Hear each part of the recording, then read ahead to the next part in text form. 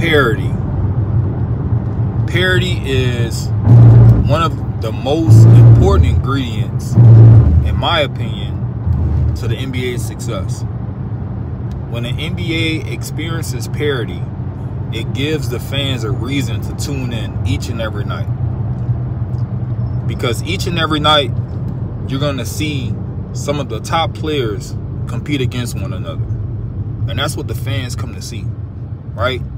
In any other sport, or if you're watching anime, if you're watching anything, cars, race, right? Anytime you're watching a competition, the goal is to see who's the best of the best. Because we know that that's going to be the most entertaining, right? We want to see Floyd Mayweather go up against, I don't know, Crawford, right? If we could, you know what I'm saying? We want to see what that dynamic would be like. And a lot of times, I think that so many people become a fan of just one athlete, and you know, it kind of takes away the competitive nature of the purpose of the sport, if that makes sense. You know, like, yeah, we loved Michael Jordan, LeBron James, Kobe Bryant, right?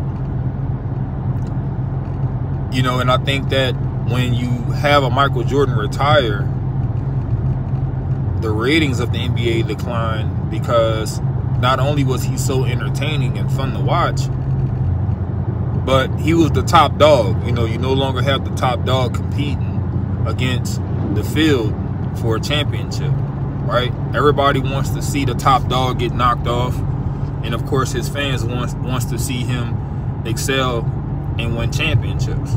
So that dynamic created a fun, you know, a fun thing to watch. Recently, Dr. J did an interview, did a podcast.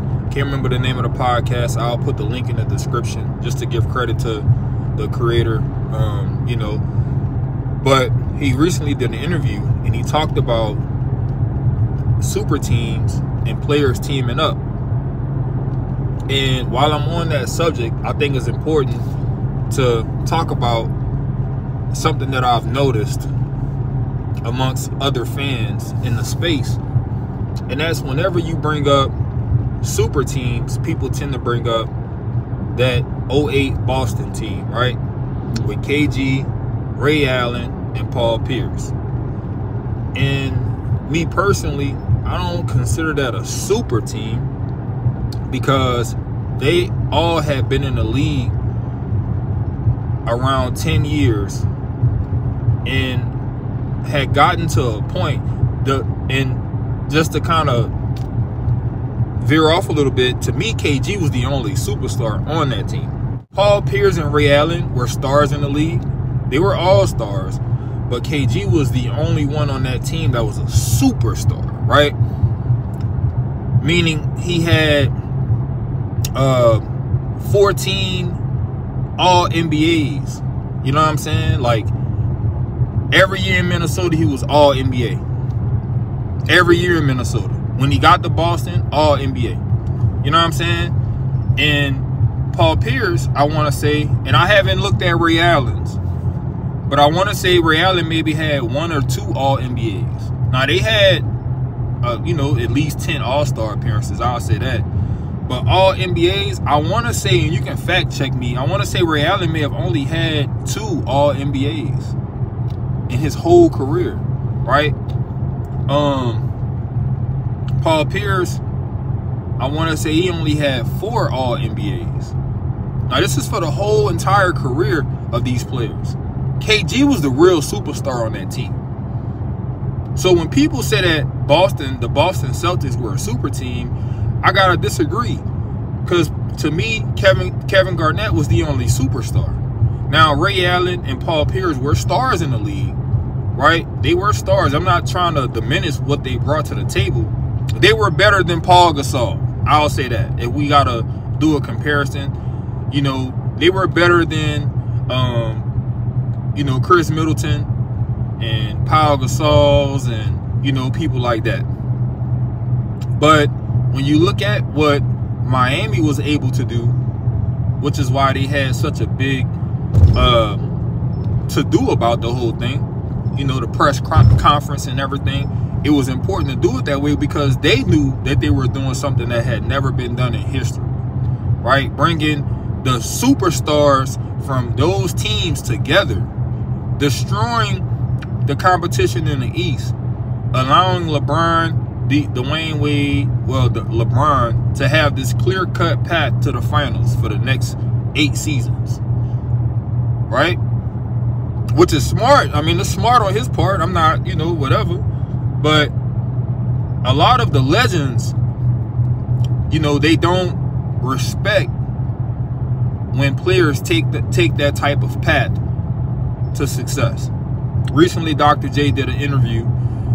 He was on a podcast, and he talked about the parity in the league, right? Parity is when, you know, things are even, right? So he talked about how those players jumping ship and going team to team destroy the parity in the NBA. Podcast recently and had something to say and was talking about the players hopping around from team to team. Here's what he said. But these guys, since the prisoners are running the show and not the warden.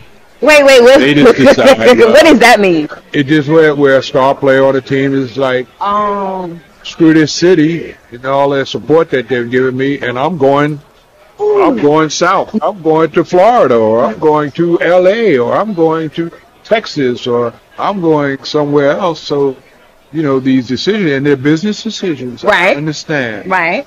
Or whatever. But they have not helped the game. They have not helped to keep the parity within the game.